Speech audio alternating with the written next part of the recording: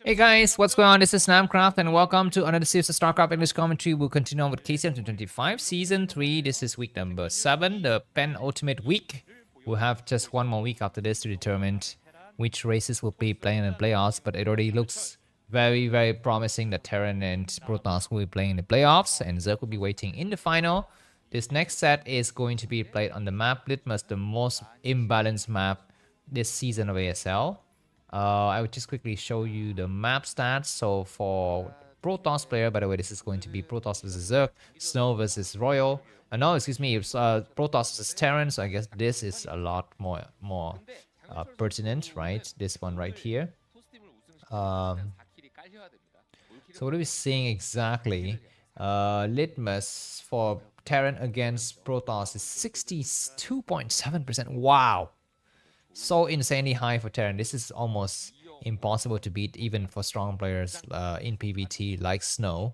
We shall see. 2-player map, and we all know that on this map you cannot steal gas like you often do on a traditional 2-player map. You have to just play a standard game, and this really helped Terran out. But there's going to be an early probe anyways. Is it for some other purposes? I guess he's just gonna scout and start to attack against SCV. Maybe he doesn't want to get surprised by any kind of crazy, I don't know, quick expansion or maybe some proxy barracks. But with the gateway on high ground, even proxy barracks is still okay to fight against, I believe. By the way, this is what the map looks like. Litmus, there it is. And maybe I'll just quickly show you the player photo and player card. Why not? Because we have nothing to do. This is going to be Royal. And, his player card is this one down here. Let me just quickly show you. So there it is. Royal Kim Ji-sung is his name. And he is born in when exactly? 1995. He's among one of the younger players, right? He's very tall, and his alias is Sorry. Used to play for SK Telecom, and now he belongs to InnoLabel University. He's got a rather small... Oh, SCV is gonna get sniped. 12 out of 60, so 3 more hits. I think that's fine. I think Snow will not be able to get it. Royal's got a very small amount of followers on the platform. He's not a very sociable guy. He is kind of very quiet, almost too terse. In his manners, he's very kind of not really elegant, if you know what I mean. And he's not that charismatic either on his streams. But anyways, last year's ELO score for him is 1275. This year's is 1261 so far, and it's actually not that impressive. So that is Royal for you, and for Snow, let me just pull up his information for you to marvel at. Of course, everyone loves Snow a lot. Snow is almost everyone's favorite player nowadays. His PvT is exquisite. It's sublime. It's of course heartbreaking for the Terran players to play against, but for Protoss lover, it's very good. Anyways, what are we seeing here? Looks like Royal is still allowed to check out Snow's main base. He has seen that there's a Dragoon range being upgraded, and he will leave. Royal is getting ready to expand. Behind this, Snow has sent out an early... Oh my god, this probe has got to be careful. The Dragoon has arrived here. We see a Nexus. I guess Nexus will get planted down. Dragoon is trying to take some hits here. Snow need to go for the expansion. He does go for it.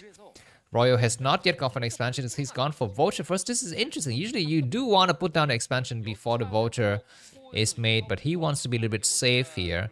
Better safe than sorry, you know what I mean? Because Royal's name is Sorry.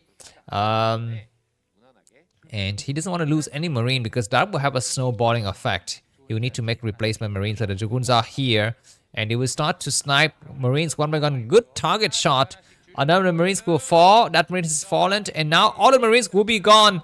The Vulture is trying very hard to snipe that Dragoon on the left side, but that Dragoon dies. But there's gonna be an attack against the Vulture. The Vulture is gonna falling. It would have been a lot better to actually attack the Vulture instead of attacking the Marine, because now the Vulture will get repaired. And I guess that's not good. But anyways, robotics completely spotted. So this game will be going to the mid game here with a nice tasty beginning. Royal 30 supplies, Snow 32, and he's gonna saturate his Nexus soon. Behind this, I guess Royal will have a tank. He's gonna slip a vulture out through the back door. And this Dragoon is so damaged. With 3 kills on his belt, he's gonna leave. And yeah, we shall see on this map for Protoss player. I actually don't know where exactly is the next suitable base. I guess this one or this one is 4 o'clock position or this sub 6:30 position. This base is at the 4 o'clock position is very precarious because you can only get in from the front door, and if you're getting in from the front door, you will be facing attack from the north side. It's so hard to defend that base correctly. You cannot reinforce it from the back door. There's no back door to that base. That base can only be opened from the front. And we're going to be seeing double factory.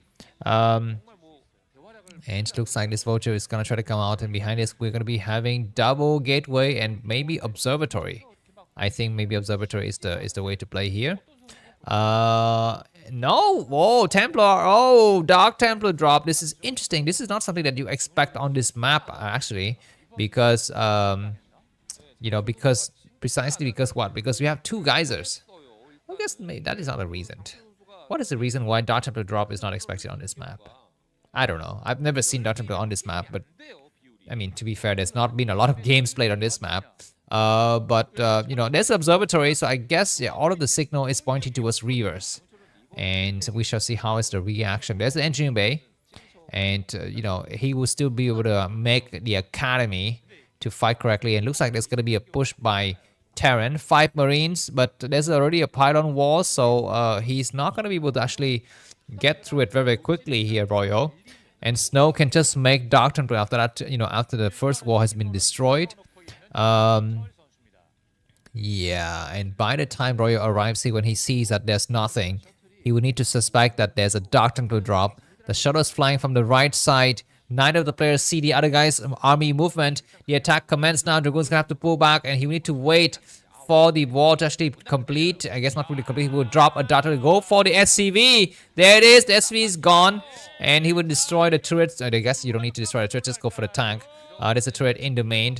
The Dragoons have to actually go out, and the tank is getting attacked upon. He needs to actually focus on what are that weak tanks, and he will need to get it. The Dark Templar is not being used to target the weak tank. The command center might fall, but now there's no more turrets, and now those tanks will fall very, very quickly. This Nexus, can it die? That's the question here, but the tanks are falling very fast. What is happening inside of Royal's main base? Is the Dark Templar going to work? He will actually get a lot of SCVs and a good micro, good multitasking from Snow. He clears the party. The Dark Templar is going to have to go back and wait. There's going to be a mine explosion though on the Dragoons, which is kind of unfortunate, but at least he saves his base, and now he's ahead in terms of tech. Snow is ahead in terms of tech. He's going to try to destroy more SCV, and the scanner is a little bit too delayed here. Behind this, we should expect also maybe a high Templar drop to follow. It would be very, very nice. He would now try to attack the supply depot, and Dragoons coming from behind. I mean, I think now Snow needs to just forget about this and go and expand. Expanding is the best way to play now.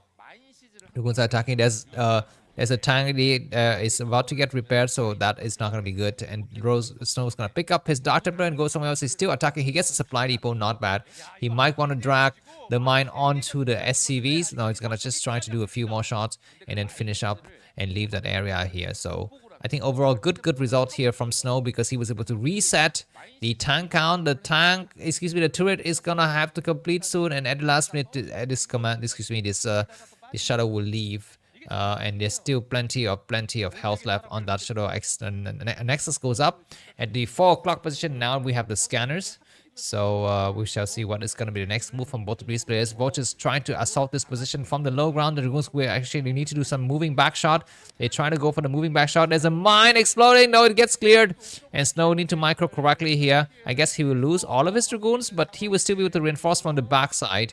So I guess this attack by the Vultures was not so useful. What is the supply differential between these two players? I'm not so sure. Anyways, we might see the scanners getting deployed here. That would be a mistake. You don't need to scan, and okay, he's gonna scan anyways. But that was already on purpose by Snow. He wanted the enemy to actually go and scan that area.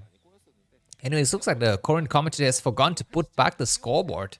We're actually seeing nothing there. Okay, now we're gonna be seeing on the mini map exactly there. Why is it? Okay, so it looks like Snow is forced to be remaking observatory. What is this? Dark Templar is checking. This is actually for scanning purposes. Instead of using the observers, he's gonna just send a shuttle in here to see, how many factories the enemy's gotten. and all of those questions. Vultures are delaying some mines, and Snow is not in any position to intercept that. We need to send his dragoons back to clear the mine, and he's got a Dark Templar moving across the map. There's going to be a mine drag, but Dark Templar has been saved. So the game will go on from here. We're looking at a 10-minute mark of the game, and Snow has got 100 supply. Royal's got 60. What is inside the shuttle? I guess just one Dark Templar. It could not be more than one Dark Templar. He's going to try to do some sneaky shot, and there is going to be a scanner. I guess he would just wait for the right moment to scan. And that will get picked up, and this is a nice way just to make the enemy waste the scan, because at this early stage when the Terran player doesn't have science vessels and only had 2 scanners, all of those moves will really help. That means we're going to be having fewer scans to snipe observers, fewer scans to to spot Dark Templars on the field. Anyways, this Terran attack is looking very strong, and the Shadow is actually out of position. I'm not so sure. Yeah, the Snow's got another replacement Shadow, so that's good. He's going to try to lay something here. A Reaver. He needs to pick up his weaker Reaver. He's able to actually go for 2 shot though, which is great. He picked up the weak Reaver. It's going to land. Strong Reaver is going to be careful here. The Reaver is going to try to go for the great attack. Now, how many tanks remaining? Only 2 tanks remaining. There are plenty of Dragoons to go around for everyone. Only 1 tank is Siege. And the Reaver will deploy one last shot. Now he's going to decide to save it, because you don't want to damage your already damaged Reaver. The next part of the game is going to be very interesting here, because Royo is beaten into a pub. Some nice Reaver shot. Those were turrets. Excuse me, the turrets actually not within reach of the Reaver.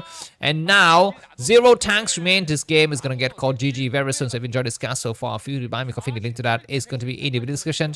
I guess Royo will play a bit more, because no, he doesn't. Thanks for watching, and see you soon. Bye bye.